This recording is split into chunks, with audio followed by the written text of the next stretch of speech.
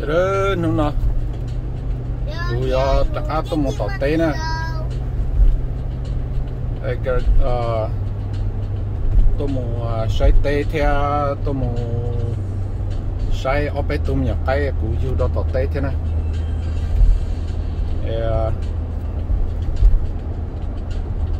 này họ cho cụ bài đó còn nó to năng cầu nó thì kế thế nè gì cũng nó có tạo cái là chế là to chế bài thế nè tạo cái là cũng to chế nó muốn thì hành động cho xe nó kiện cho xe nó chỉ mua rò chỉ mua chế đi á mua khó lúc bao bể tên nó sẽ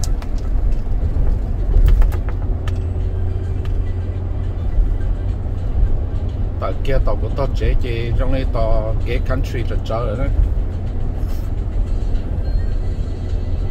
tên nó thì hà rong to chia sự được của nó nó là hà rong to chia tan cho to là to nông to mỏ lư số giả đấy này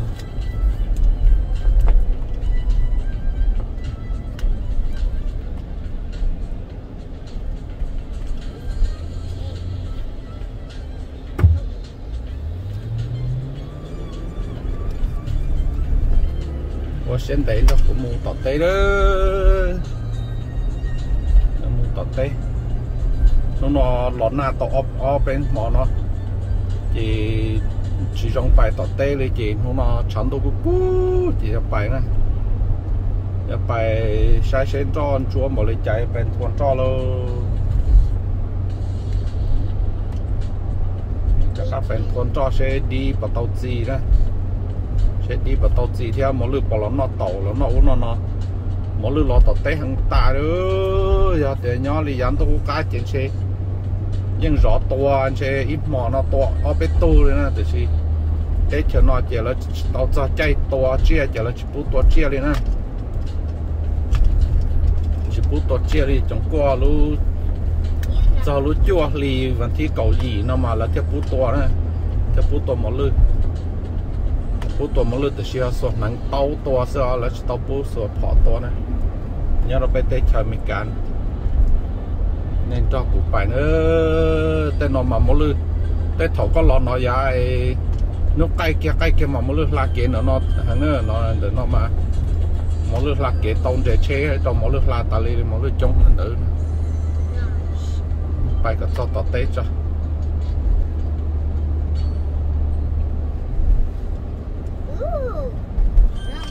nó cho cái nhà tôi mẹ hãy chọn kế thế chị cho cửa nhà mình nhỏ tu cho cụ bài cho cửa nhà mình nhỏ tu men cho cụ bài tu dâu nó làm được hai chậu kế bài này chị cho nó một sai này tiền này một sai này tụi cái trả nỉ nó mấy tu lo cái toàn nó mất tỷ hoàn trả nỉ nó chỉ này bài sai này tụi lo cái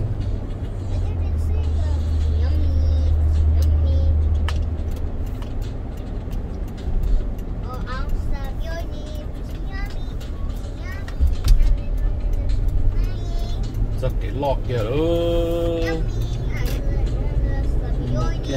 kia hai về lò đó còn nó sao cái lò nó chỉ sao cái lò nó là có kia ít qua cầu km á ít qua cầu thì nó tết cho nó chỉ xa chầu màu phao gì ở trên nó là tết thổ những kia cha nữa dù là những kia cha cái gì là kia cha thì tàu kia cha đi lớn thế ví dụ kia là bỏ năng cầu đấy bỏ bé châu km tàu ít sớm mông đấy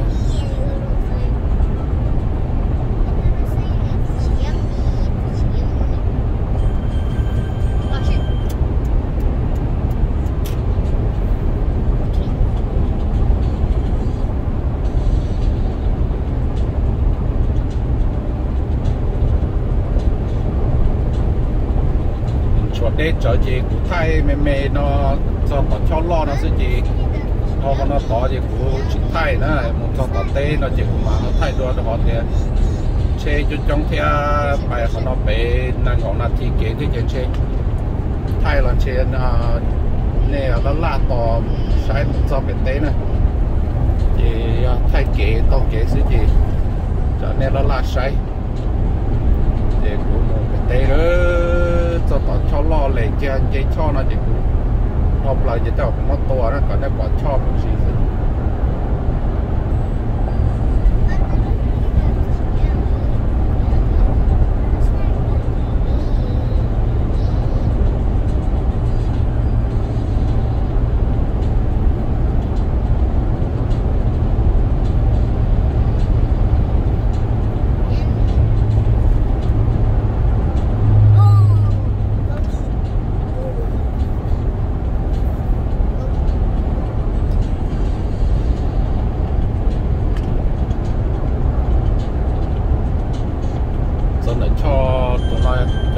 sẽ phải kệ nó chỉ lại cho nó lại bỏ tàu đi xa gì xong nó sẽ cho nên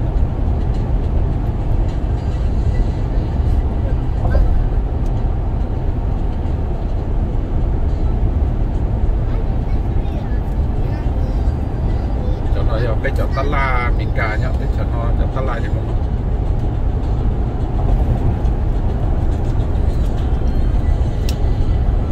lòng mình chơi rồi sai về lo nọ giờ sư phụ nó chơi của một tuổi mà chỉ này bể tê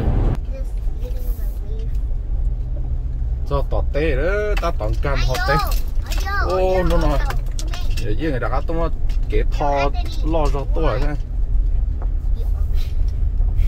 cho tọt tê nữa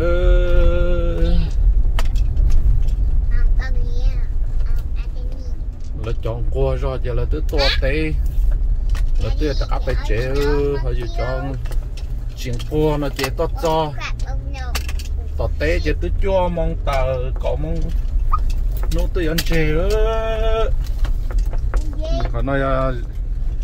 chỉ giống chân cái chó ba thì cái tê cái thắt tê nữa ba cái tới đề ta ba tới đua ta chị cho bỏ ba rồi nó do gì dân cái chó giờ gì dân muộn cái tha cái thứ to tọt tên nó thế nó thứ to để ba tàu thế là cho mà tê trong này trong giờ chọi tê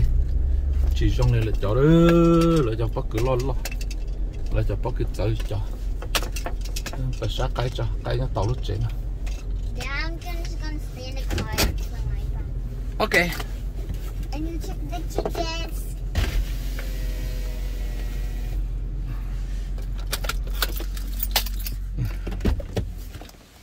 Bậy sẽ không thế sắc tay cho cái bỏ xuống khẩu nọ cho này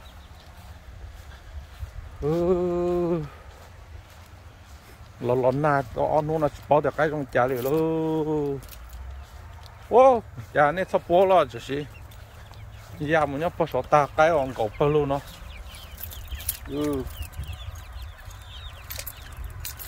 cái chỉ một khẩu nọ họ to là mình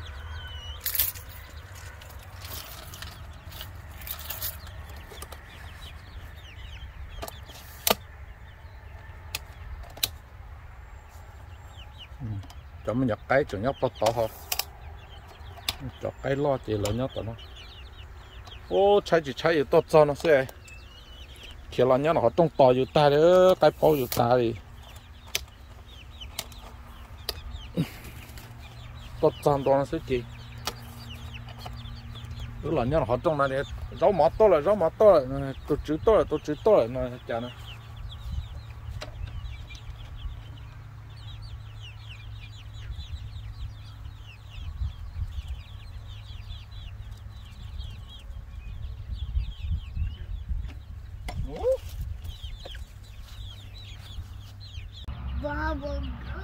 cho cái chép lá tiêu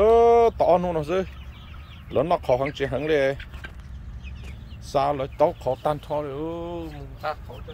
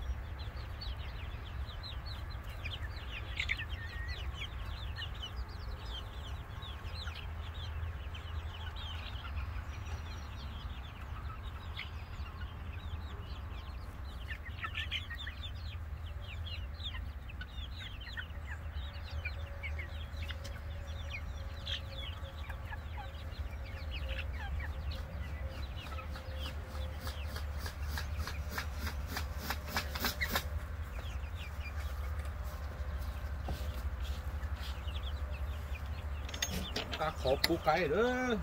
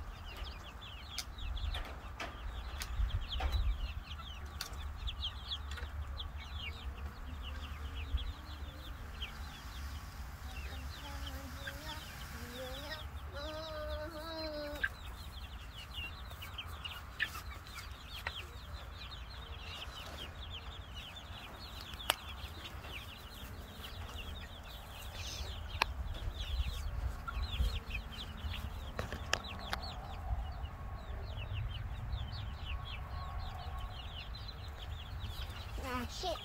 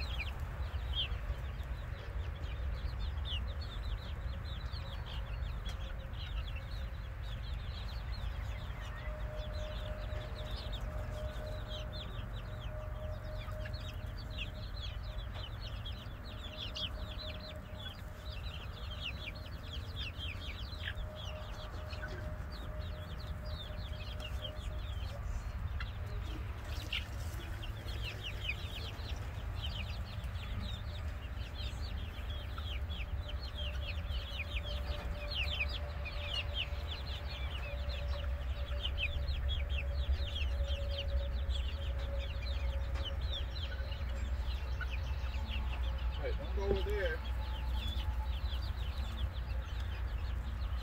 There's ticks over there.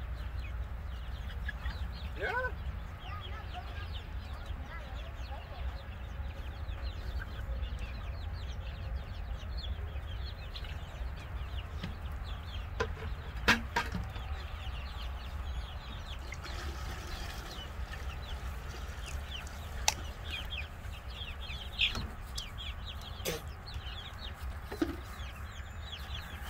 Ding dong ding dong ding dong ding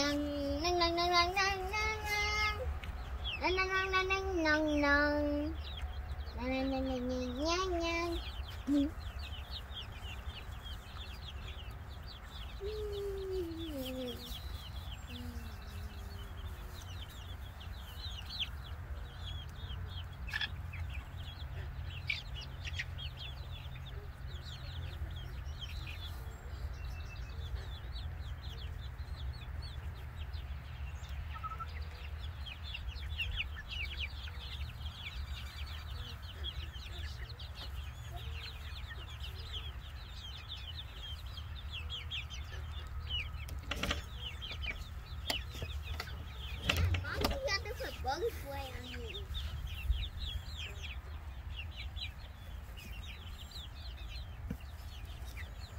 Chậm nhặt cái lo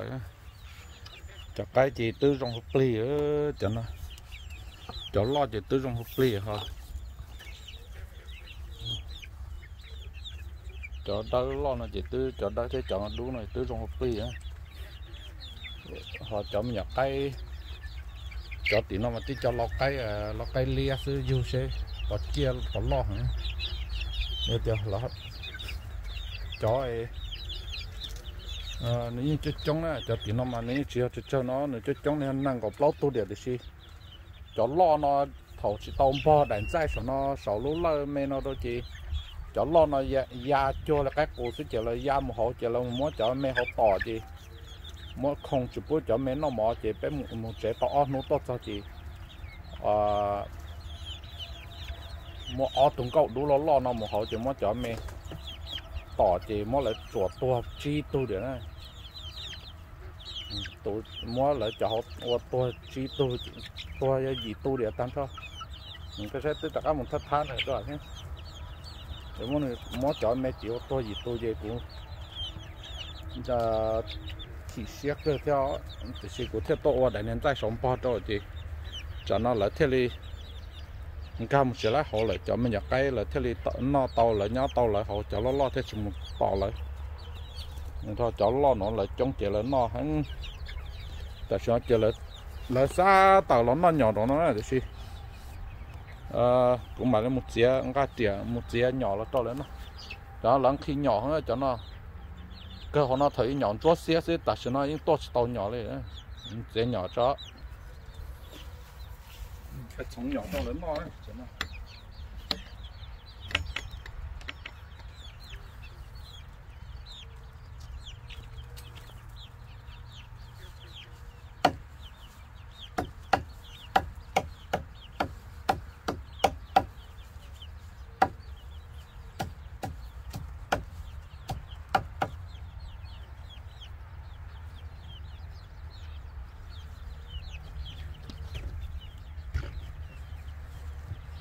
cái nó nhỏ tàu sống nhỏ đó nó cho lên sống này cho lên cuốn nhu đấy á cho nó là cái nó mà có bộ cho nó nhỏ mà có sống nhỏ tàu lớn thôi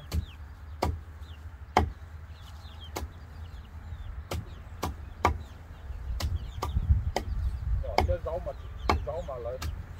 nó kia đấy là chỉ nhỏ mà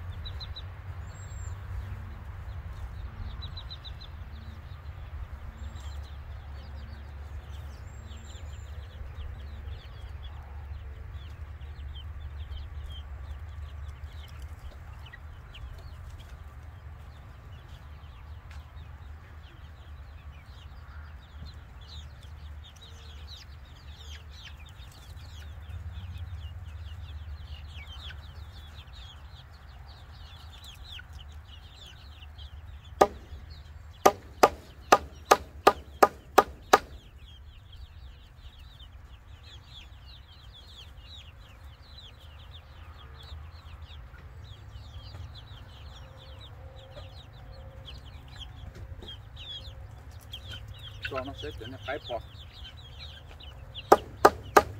cái mình cùi là với cái cho nó sẽ nhiều cùi sống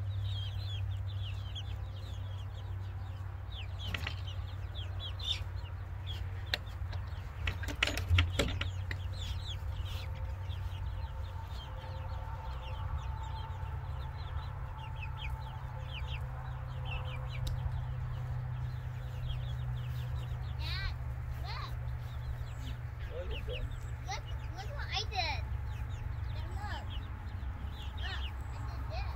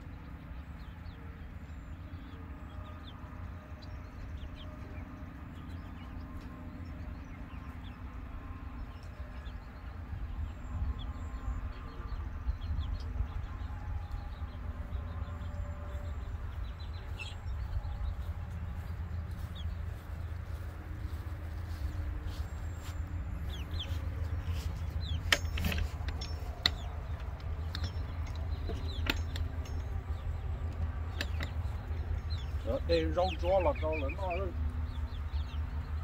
rau chó cho lớn nó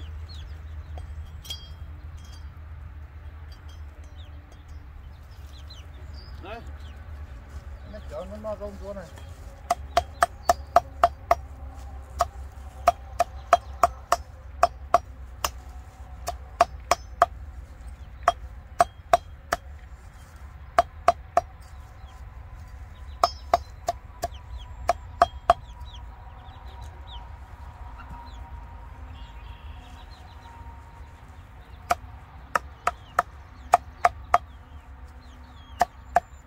cái nó rau tiêu cho cái nó có sống cái rau này nó chỉ ta con cái tốt sống cho mà nó chuồn buồn nó cho nó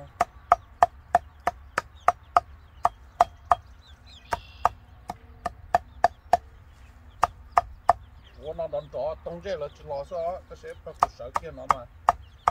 都老。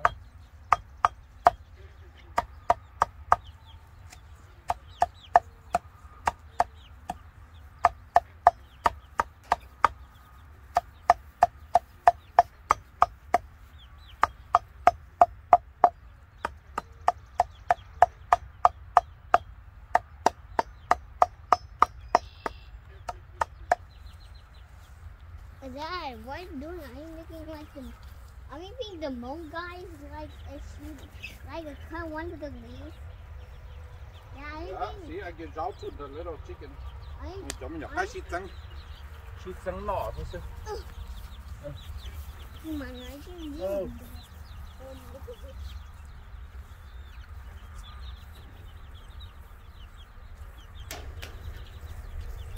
Something hit me. Let's go home now. Nope. You got to the garden now. Oh. Do we just drive there? Yeah, we have to drive it. Okay, and I take the camera. No, don't touch it. Don't. Why are you touching the camera? Stop doing that. I'm making Cái mình nhỏ lọt cho. Cho nó chị. Cái bí lọt nọ. Nó cho mình nhỏ cái tí nó chị. Chị trắng nó rau thì nó mà cô cho chị thôi. Dad, I'm edgy. Cho mình nhỏ cái ta sẽ cho thì nó rau. You eat it? Where? My dad is itchy. A ticks? No, right there. Yeah, right there. Oh, you got ticks right there. That's I'm still being itchy. Yeah, scratch it. Đó, chị mình nhỏ cái. Nó chỉ mình cho nó khổ là nó khổ hoa. Cho nó rau nó là nó ít cho chị kiểu một nhau lúc trẻ lúc họ trông là nó chỉ này đốt nó chắc khí nữa đốt nó chắc khí nữa trồng nó chắc cân nữa chứ Yeah, my back is still itchy. ok chỉ mong tôi chỉ cho cái nó là cô chơi kiểu một bự họ lúc trẻ lúc trẻ nó mà nó tỏ cho nó kiểu bự họ chỉ sầu tu trẻ sầu mà cái cá ra sầu cho sao cái gì bỏ cái cá chỉ món tu là cô chỉ trâu to là bật chơi thế dẫn trốn nó chỉ trốn nó chỉ sầu tôm mình chỉ chọn canh nhá hậu chọn canh nhá sao hậu sọ chỉ món tu là một nhá hậu chỉ cô chỉ no là bật chơi được xem lúc sắm lúc chăn lúc sọ này chỉ sọ chỉ no là chỉ chọn nhập cái lại nhó lại no là thế đi rồi chà thì bố cái ta chỉ có phải té tàu đó còn đó nữa mà đi chỉ này đó đó làm cho tít té mà thay kho tít té rồi này sao để té con chả đó để cho cái chị cái trong hộp ly ta đó nè chị cho nó giờ phải té đó giờ phải xếp té phải lai té mình gì to tụi tôi giàu tôi một sai té cho tí té tí mà đi thay đồ này sai đồ này cho tí thắt té rồi bây giờ tàu đu rồi tôi ta cá nó có tàu chứ cho tàu có gió là gì đa vò rồi có gió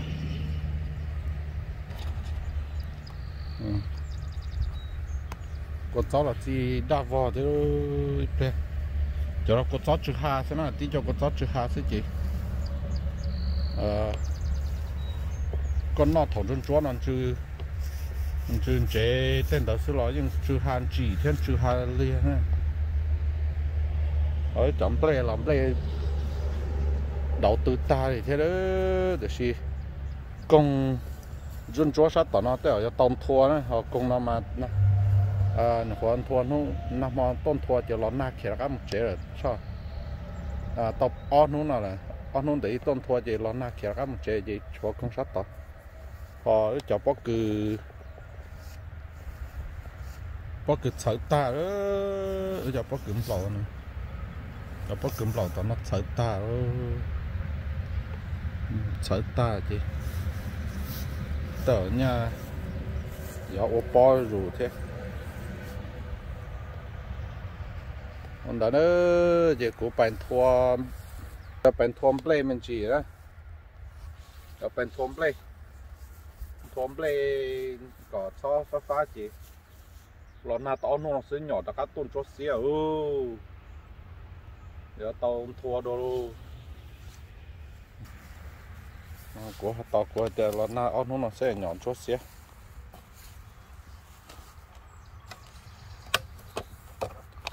mà là na nó sẽ chỉ nhỏ sợi chẳng nó nhỏ chiên chút xíu nó cái sẽ tốt chút xíu nó chỉ hơi dữ giờ tao thua sợ trả lại rồi của tôi nó khó lại cho nó tôi nó có lấy cá nó thì lấy cái cá nó đó từ giờ nó lo chỉ lo sợ mà hoặc cứ kia nó hoặc cứ kia sao của chồng play phải nó chỉ hoặc cứ đây kia phải nó lo mua gì sao nó lo một chả không được hoặc của chồng play nó chỉ play chỉ ta tỏ luôn nó sẽ đó của chồng play à chồng lên chả nó mà họ lo chẳng đua cho nó chồng lên chả chồng lên chả này cho nó theo bỏ để xé chả cho nó chồng lên chả đó lên chả nó có tổ cho nó cho món lên cho nó lên xua xứ cho sao tao nó lên xua công chúa chở tao nó em thua chỉ tao tay nó na kia đã cá là gì con tao nó món lên bầu đấy bố tao phải tao cho đi cho tốt tao nó có linh tao là tôi trò play trò con ngông cho này sai xin nữa nên là tôi sẽ để sai your shoes gonna be all dirty. Okay. Yeah, it's soft. Don't go over there. You can get your shoe muddy. Go over there. Okay. Còn đó nữa, này đồ đó, sẽ bắt ta cũng tỏ trọi bất cứ, thế cho nó là trọi bất cứ ta quan sát thông tàu nó, ở bênนู้นđấy tôi chỉ tàu luôn nó, bất cứ quan sát ta tàu pa ta nó chỉ chuyện đấy chị nó sẽ chọn nó bất cứ chị quan số cho nó phải họ bất cứ số nó ít cho có một alo pelo bất cứ thế thì sẽ cho nó sẽ chỉ cho to rõ cho cho sẽ chỉ cho to rõ chị của bó nó ta lại thế của alo pelo bó nó ta lại thế số đa vào nó có tấu lại còn tao lo là tôi chọn men nó sẽ quay một té là chạy té trực ti cái chỉ nhỏ đặc á chỉ khoảng tua rồi tao lúc vì tận đây nó chỉ khoảng tua đó và uốn nào họ chỉ khoảng tua trên chơi tao trong nó phá người là thất thay nữa